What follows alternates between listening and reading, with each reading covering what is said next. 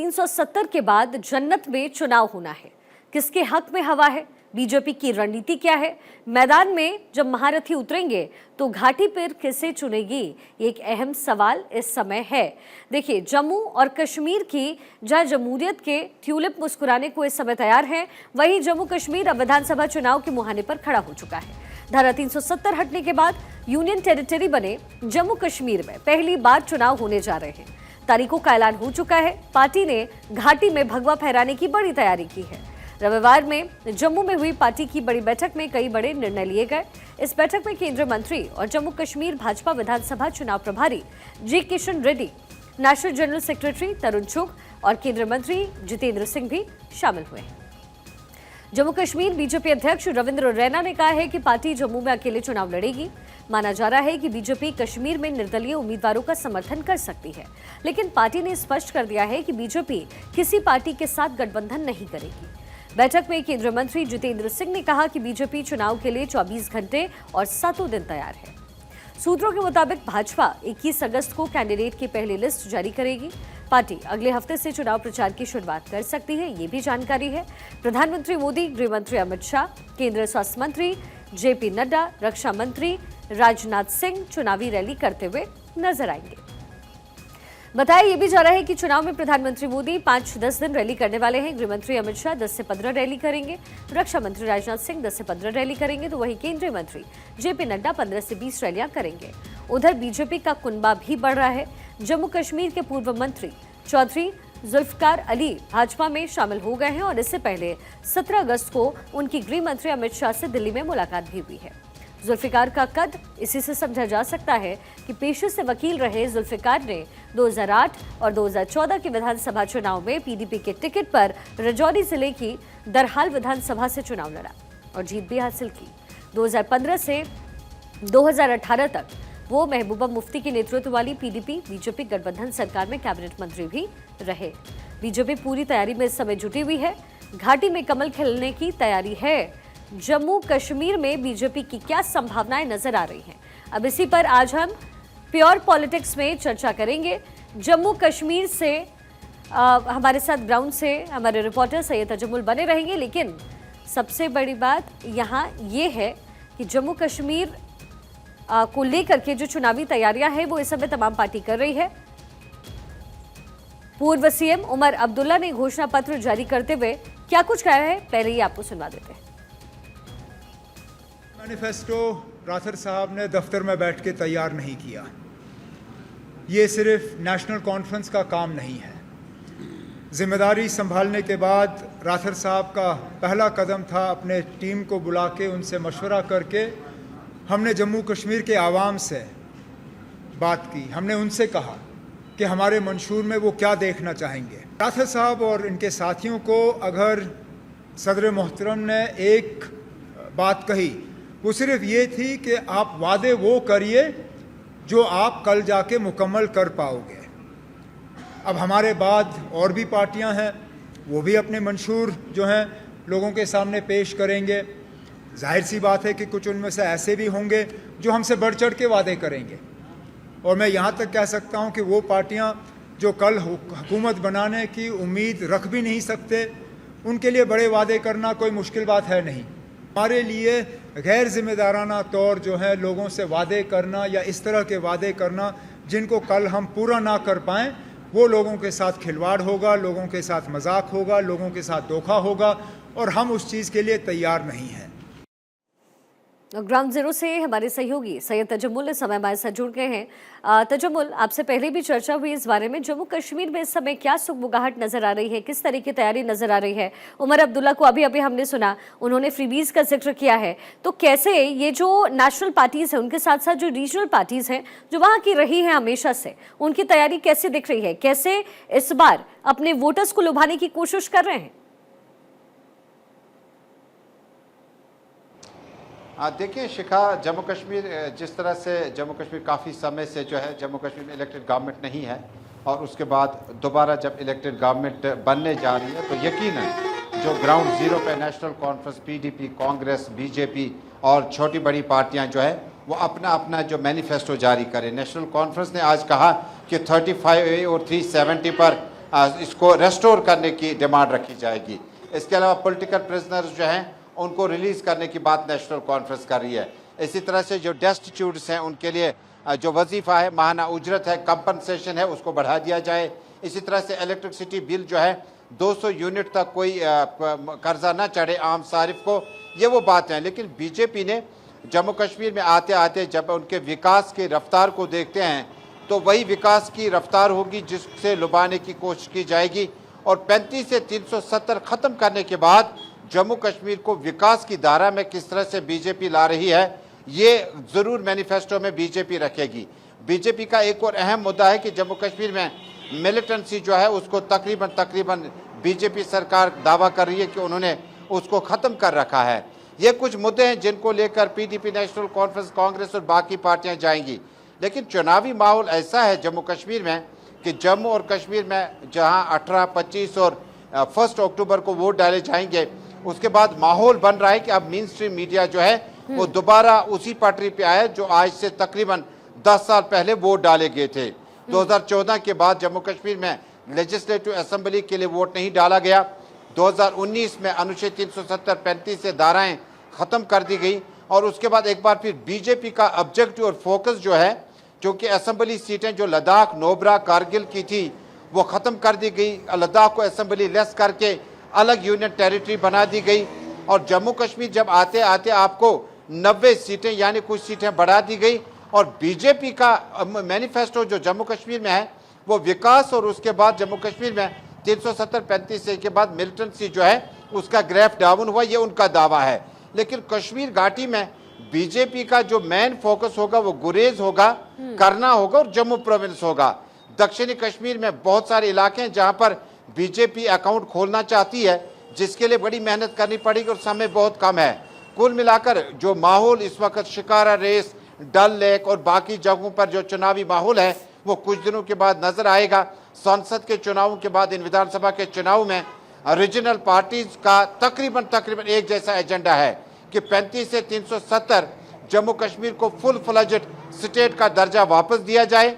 BJP का ये manifesto है कि 35 से 370 के रहते जम्मू कश्मीर का एक्सेशन, उस पर कुछ ममालिक बातें करते थे, हमने उसको खत्म कर दिया, मिलिटेंसी डाउन कर दी, बल्कि जीरो के बराबर लाई कश्मीर प्रोविंस में। इन्हीं मुद्दों के साथ चुनावी प्रचार होगा। प्रधानमंत्री, रक्षा मंत्री, गृह मंत्री ये जम्मू कश्मीर आएंगे और जनसभाएं सजाएंगे और लोगों को लुभाने की कोशिश करेंगे। दरअसल कश्मीर में विकास के लिए पॉलिटिकल डिबेट अपनी जगह, लेकिन जो विकास में रुकावट थी वो सबसे बड़ी 35 से 370 और मिलिटेंसी थी। अगर इसको लोगों ने सुना, जनता ने सुना, तो यकीनन पीडीपी, बीजेपी, कांग्रेस में से मुकाबला सख्त होगा। लेकिन ये मुकाबला मैं बार बार कहता हूँ, 35 से 370 रेस्टोर करना या इसको ख़त्म करना, यही अगेंस्ट होगा। 35 से 370 में किस पार्टी का लोग सुनेंगे और लोग मुतमईन हो जाएंगे, उसी पार्टी की लीड जम्मू कश्मीर में मिल सकती है। जाहिर है। और लेकिन तजम्मुल, इस बार बीजेपी ने कहा है कि वो अकेले ही चुनाव लड़ने वाली है। अब ऐसे में कहीं ना कहीं ग्राउंड पर बीजेपी ने अपनी मजबूती बनाई होगी। यही वजह है क्या कि बीजेपी पूरी तरीके से आश्वस्त है, या फिर लोकसभा चुनाव में जो नतीजा है जो कि बीजेपी के पक्ष में रहे, क्या ये वजह है कि बीजेपी वहां अकेले चुनाव लड़ना चाहती है? बीजेपी का चुनाव अकेले लड़ना कंपल्शन भी है और वाहिद चॉइस है। You have the only choice कि आप अकेले जाएं, क्योंकि लाइक माइंडेड पार्टीज के साथ बीजेपी गई थी लोकसभा चुनाव में जहां रिजल्ट अच्छा नहीं आया। बीजेपी ने जम्मू प्रोविंस की अनंतनाग सीट, जम्मू कश्मीर की अनंतनाग और राजौरी सीट जो है उस पर कोई उम्मीदवार खड़ा नहीं किया। कश्मीर आते आते श्रीनगर में कोई उम्मीदवार खड़ा नहीं किया। नॉर्थ कश्मीर में Sajad Lone like mind set के साथ कोई उम्मीदवार उनके खिलाफ खड़ा नहीं किया। रिजल्ट निकला, ये तीनों हार गए। अल्ताफ बुखारी का उम्मीदवार, जहां एक तरफ जम्मू, राजौरी और अनंतनाग राजौरी का सीट जमानत जब्त हुई, कश्मीर आते आते जमानत जब्त हुई अशरफ मीर साहब की, बीजेपी बैक कर रहा था। और इसी तरह से सजाद लोन को बीजेपी बड़ा सपोर्ट कर रही थी, लेकिन वहां कन्वर्ट नहीं हुई, विक्ट्री नहीं मिल सकी। वहां आज़ाद उम्मीदवार इंजीनियर जीत गया, जो फिलहाल तिहाड़ जेल में, जिनकी शायद अबूरी जमानत हो सकती है कुछ दिनों के बाद। लेकिन बीजेपी के पास जम्मू में कोई भी पैरेलल पार्टी नहीं जिसके साथ वो मिलेंगे। कश्मीर में आकर अल्ताफ बुखारी, जो कि लाइक माइंडेड में से एक पार्टी मानी जाती है, उन्हें कहा हम अलग लड़ेंगे, हमें टैग लग गया कि ये बीजेपी की पार्टी है। सज्जाद कहते हैं कि हारने की वजह रही कि कश्मीर में टैग लग गए बीजेपी की पार्टी है, लिहाजा पीपल्स कॉन्फ्रेंस भी अलग लड़ेगी, नेशनल कॉन्फ्रेंस भी। लेकिन एक कंसेंसस बन रहा है कि शायद पीपल्स डेमोक्रेटिक पार्टी और कांग्रेस एक साथ जाएगी, क्योंकि जम्मू प्रोविंस के कई एक इलाकों में रजौरी, पुंछ, मेंढर, किश्तवाड़, डोडा या मुफ्ती मोहम्मद सईद का कारकुन है, यहाँ पे एमएलसी रहे, मिनिस्टर रहे। जम्मू आते आते थोड़ा सा फिर डाउन है, वहाँ पर कांग्रेस को सपोर्ट कर सकते हैं। फिर रजौरी, पुंछ, चूंकि जम्मू कश्मीर में प्रदेश कांग्रेस का नया सदर आया तारिक हमीद कारा, जो कि फाइनेंस मिनिस्टर था मुफ्ती मोहम्मद सईद की हुकूमत में, जो कि लोकसभा मेंबर रहा है पीडीपी के टिकट पे। वो पीडीपी छोड़कर उस वक्त चला गया जब उसने कहा कि पीडीपी ने जो बीजेपी के साथ सरकार बनाई वो उसके खिलाफ है। उन्होंने इस्तीफा दिया और सोनिया गांधी के 10 जनपद में शाम को राहुल गांधी से मुलाकात की, और आज वो दोबारा जम्मू कश्मीर में कांग्रेस पार्टी का CWC मेंबर बनने के बाद प्रेसिडेंट बना। और हो सकता है कि उनका मैथमेटिक्स और केमिस्ट्री पीडीपी के साथ मिलता हो। आज भी उन्होंने कहा कि लाइक माइंडेड पार्टी के साथ आप इकट्ठे जा सकते हैं विधानसभा चुनाव में। गोया एक फार्मूला है जहां नेशनल कॉन्फ्रेंस, फारूक अब्दुल्ला ने कहा कि हम इंडिया गठबंधन में थे, बीजे दूसरी तरफ PAGD में फारूक अब्दुल्ला ने कहा कि ये कोई फोरम है ही नहीं, नेशनल कॉन्फ्रेंस को लोगों को कंपल्सरी है नेशनल कॉन्फ्रेंस को वोट डालना।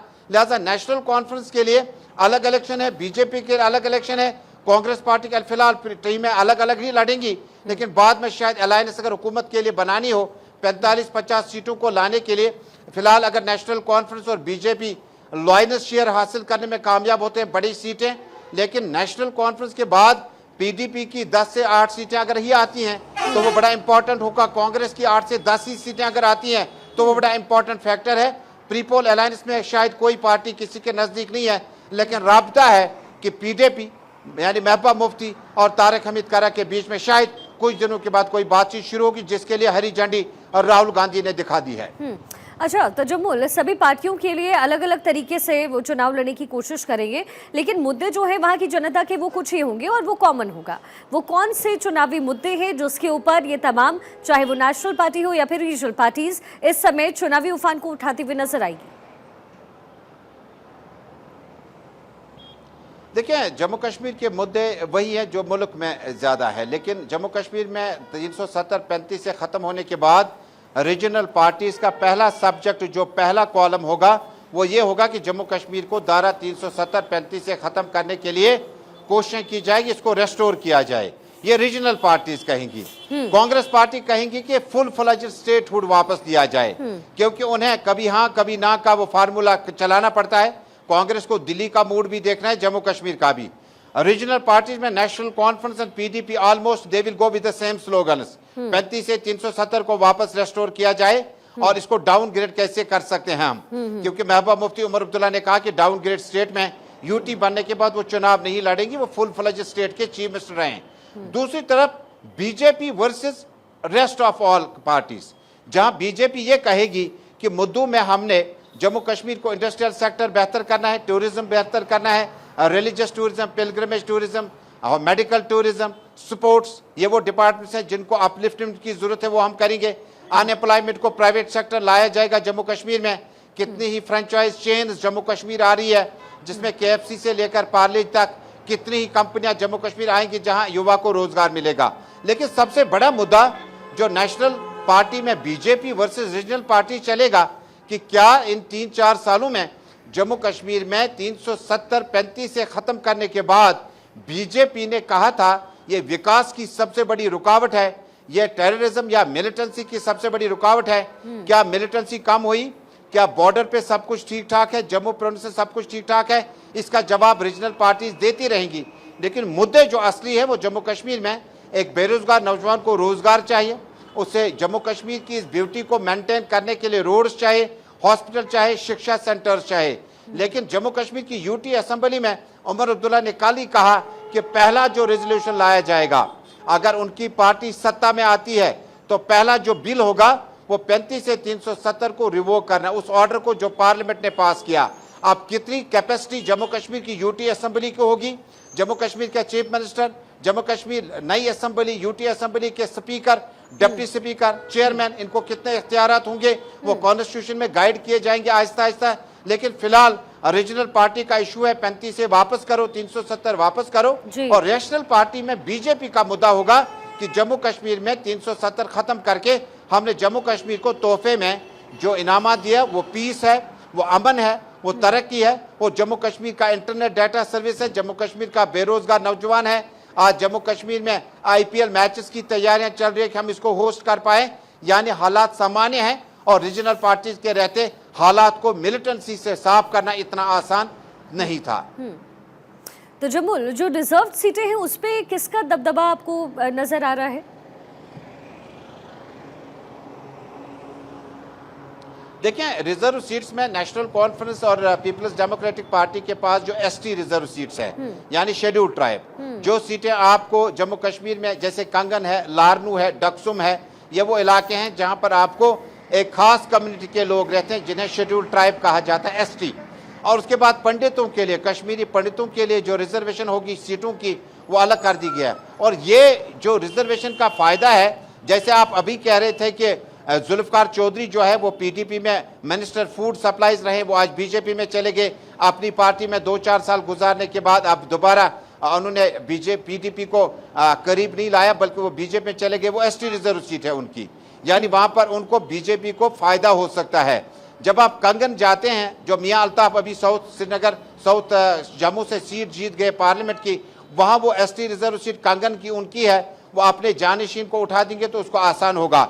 लारनू कुकरनाग में PDP के पास दिग्गज लीडर है चौधरी अब्दुल हमीद, चौधरी तालिब हुसैन, और इसके अलावा बीजेपी के पास भी लीडर है, नेशनल कॉन्फ्रेंस के पास भी लीडर है, जो कि ST रिजर्व सीटें हैं और वहां पर भी मुकाबला अच्छा होगा। और नेशनल कॉन्फ्रेंस के पास पंडित लीडर हैं, बीजेपी के पास पंडित लीडरान है, और इसी तरह से बीजेपी के पास भी हैं। और जिस शख्स पे एतबार किया जाएगा वो कश्मीरी को भी एक्सेप्ट हो, मेजॉरिटी कम्युनिटी को भी हो, माइनॉरिटी कम्युनिटी को हो। इसी तरह से सिख रिजर्वेशन सीट के लिए लड़ रहे हैं। और अभी बलदेव सिंह रैना, जम्मू कश्मीर के मारूफ बिजनेसमैन, उन्होंने कहा कि हमें अलग सीट दी जाए और जम्मू कश्मीर में सिखों की बड़ी तादाद है, इनको कॉन्स्टिट्यूएंसी अलग दी जाए। तो गालिबन सिखों का भी मुतालबा जो अभी अंडर कंसिडरेशन है, लेकिन पहाड़ी रिजर्वेशन को गुजर रिजर्वेशन के मुकाबले में लाना, यानी शेड्यूल्ड ट्राइब की सीटों को आपने पहाड़ियों और गुजरों को बराबर लाया। गृह मंत्री की कोशिश रही, लगातार पार्लियामेंट ने बिल लाया, पास किया। ये रिजर्वेशन बीजेपी फायदे में देखती है, लेकिन लोकसभा में उन्होंने इसका तजुर्बा नहीं किया। नहीं तो शायद आज अनंतनाग, जम्मू प्रोविंस या राजौरी से जो लोकसभा की सीट है उसमें कोशिश की गई थी बीजेपी अपना उम्मीदवार खड़ा करे, नहीं खड़ा पाए क्योंकि वहां पर मेजॉरिटी माइनॉरिटी के वोट का डिवीजन का भी क्वेश्चन है। लेकिन ओवरऑल देखें तो रिजर्व सीटों का फायदा एक बार फिर रीजनल पार्टीज को ही दिखता जा रहा है, क्योंकि नेशनल पार्टियों के पास शायद जम्मू कश्मीर के ST रिजर्व, ट्राइबल लोग और बाकी लोग जो है उनके लिए मैनिफेस्टो सेट करना शायद अभी बहुत सवेरा है। तो जम्मू, अब जब 10 साल बाद वहाँ पर चुनाव हो रहे हैं तो मुद्दों के साथ साथ अगर सीधा सीधा मैं पूछूंगी 370 और 35A के अलावा कौन से वो मुद्दे हैं और कितना बदलाव होता हुआ इस बार के चुनाव में आप देख रहे हैं? क्योंकि 10 साल बाद चुनाव हो रहे हैं तो कितना कुछ कश्मीर में बदल गया है इन दो मुद्दों के अलावा? देखिए, तस्वीरें बहुत बदल चुकी है। एक खास पार्टी यहाँ होती थी नेशनल कॉन्फ्रेंस, उसको कम बैक किया, टेक ओवर किया PDP ने, और अब PDP के बाद एक नई पार्टी आई, अपनी पार्टी, जिसने PDP के तकरीबन 40 से ज़ायद विधायक जो है वो ले लिए और पार्टी लॉन्च हुई। पीपल्स कॉन्फ्रेंस सजादोन, जो कि किसी वक्त इलेक्टोरल पॉलिटिक्स के बिल्कुल खिलाफ थे, उन्होंने कम बैक किया। और पीपल्स कॉन्फ्रेंस भी एक नॉर्थ में एक अपना ग्रिड है। इंजीनियर रशीद जेल से जीत कर 5 लाख से ज़्यादा वोट नॉर्थ कश्मीर बडगाम से लिया, और वो जब जीतने के बाद उनका बेल मंजूर होता है तो उनकी पार्टी एक स्ट्रॉन्ग कंपोनेंट के तौर पर और अपोनेंट के तौर पर उभरेगा। यानी AIP एक ऑप्शन है, नेशनल कॉन्फ्रेंस एक मजबूत ऑप्शन है, पीपल्स डेमोक्रेटिक पार्टी जो है वो बहुत ही सरप्राइजिंग रिजल्ट देती है। और अभी उन्होंने 4-5 लाख वोट भी हासिल किया पार्टी टूटने के बावजूद भी। महबूबा मुफ्ती, वहीदुर्रहमान परा ने 5 लाख से ज़्यादा वोट लिया। लेकिन इसके बावजूद जो चुनावी मुद्दे होंगे 35 से 370 को ख़त्म करके, मैं दोबारा कहूँगा कि रीजनल पार्टीज़ नए जो लॉज यहाँ पर लाए गए, जिनको इम्प्लीमेंट किया गया, जो गवर्नर, लेफ्टिनेंट गवर्नर को बहुत ज़्यादा इख्तियार दिए गए, उस पर बात करेगी। और जम्मू कश्मीर में विकास की जो रफ्तार है वो अपना तज़किरा करेगी कि जम्मू कश्मीर में हमने कितना विकास अपने वक्त में किया और बीजेपी ने 4 सालों में कितना किया, उसका वाइट पेपर भी डाला जाएगा। लेकिन अहम मुद्दा 370 के अलावा जम्मू कश्मीर में जो होगा वो क्या आज रोजगार नौजवान को मिलेगा या नहीं, और क्या डिलिमिटेशन के बाद ये सीटें आप एक बार फिर जीत पाए या नहीं, और जम्मू कश्मीर में जो जम्मू कश्मीर बैंक के इख्तियारात आम लोगों के थे क्या उन्हें दोबारा वापस दिया जाएगा या नहीं, और प्राइवेट बैंकिंग के साथ साथ सरकारी बैंकों, सरकारी मुलाजमीन जो बड़ी तादाद में निकाले गए नौकरियों से जिनके खिलाफ इल्जाम थे, उसमें जम्मू कश्मीर की अगली सरकार क्या अमेंडमेंट कर सकती है, क्या वो कोर्ट जा सकते हैं जिन्हें एंटी नेशनल, प्रो मिलिटेंसी और बाकी इश्यूज में उन्हें इल्जाम के साथ निकाला गया। तो क्या हो सकता है, बड़ा दिलचस्प होगा। लेकिन ये देखना होगा कि बीजेपी जब अपने चुनावी मैनिफेस्टो या मंशूर को आवाम तक लाएगी, क्या उस पे नेशनल कॉन्फ्रेंस पीडीपी भारी नहीं पड़ेगा? क्या बीटीपी और नेशनल कॉन्फ्रेंस ने कहीं अंदर अंदर से ऐसा तो नहीं सोचा है कि आज हम दूर दूर है, कल पास पास होंगे और एक दूसरे के खिलाफ ज्यादा नहीं बोलेंगे? लेकिन जो भी है, बीजेपी कम वक्त में 1 महीने के अंदर अंदर 35 से 370 धारा खत्म करके मिलिटेंसी को खत्म करने का क्रेडिट सिक्योरिटी फोर्सेस आम लोगों को दे पाएगी। क्या इसका रिवार्ड मिल पाएगा या नहीं? जम्मू में क्या कांग्रेस बीजेपी का मुकाबला कर सकती है, भले ही वहां नेशनल कॉन्फ्रेंस और पीडीपी कमजोर हो? और घाटी आते आते बीजेपी क्या अपने उम्मीदवार खड़ा करेगी या लाइक माइंडेड पार्टीज के साथ इनडायरेक्टली अलायंस में जाएंगी?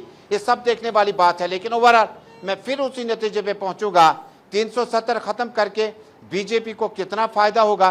370 को रेस्टोर करने का फार्मूला जम्मू कश्मीर की लेजिस्लेटिव असेंबली में तरतीब दिया जाएगा, बिल लाया जाएगा। ये देखना है, जनता ने पसंद करना है कि 370-35 सीट के बाद जो फायदे उन्हें मिले क्या वो खत्म होने चाहे, या जो फायदे हासिल हो सकते थे इनके रहते क्या उन्हें कंटिन्यू किया जाना चाहे? असल चुनावी मुद्दा यही होगा। बिल्कुल। तो देखिए, जम्मू कश्मीर में बहुत कुछ बदला है और इस बदलाव के साथ ये जो चुनाव होना है वो अपने आप में बहुत ही दिलचस्प होगा। बहुत बहुत शुक्रिया तजुर्बा